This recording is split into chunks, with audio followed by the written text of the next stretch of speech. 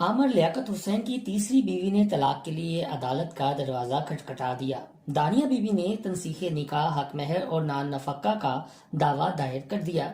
تفصیلات کے مطابق ڈاکٹر عامر لیاقت حسین کی تیسری بیوی طلاق لینے عدالت پہنچ گئی۔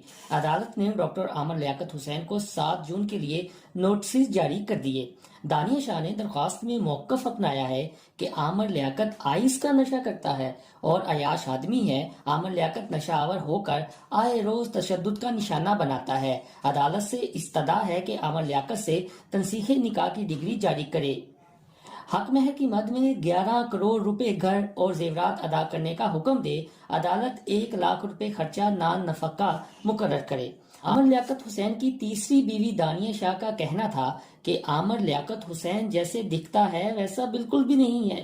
شادی کے 4 ماہ کسی اذیت سے کم نہیں تھے۔ نشہ کر کے آئے روز تشدد کرتا تھا، چھوٹے سے کمرے میں رکھتا تھا۔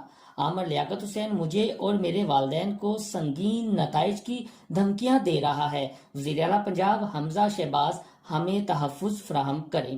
دوستو، ڈاکٹر عامر لیاقت حسین کے حوالے سے کوئی نئی اپڈیٹ سامنے آئی تو ہم اپنے یوٹیوب چینل انسائیڈ اسٹوری سے آپ کو آگاہ کریں گے۔